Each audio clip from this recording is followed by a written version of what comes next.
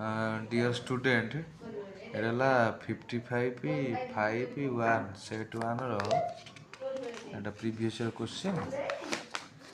24 प्रथम क्वेश्चन देख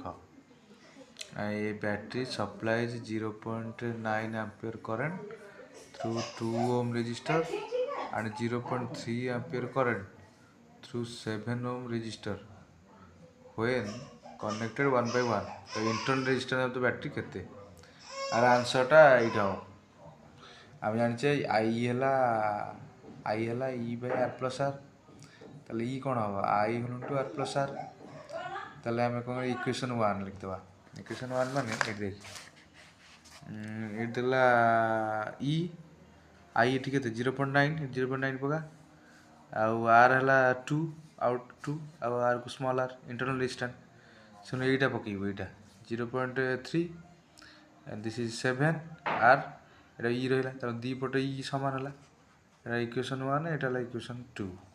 माने दीटा को ई लेफ्ट साइड समान त इक्वेट कर दो आ 0.9 2 plus r is equal to 0.3 7 plus r तापर डिवीजन कर दो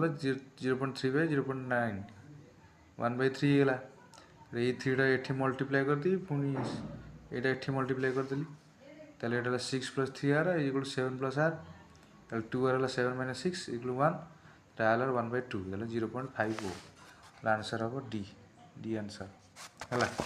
तार मार्किंग स्क्रीन रे भी देखो ए डी थिबो 0.5 राइट एटा 0.5 एटा एक्सप्लेन करने हम एक्सप्लेन करले आ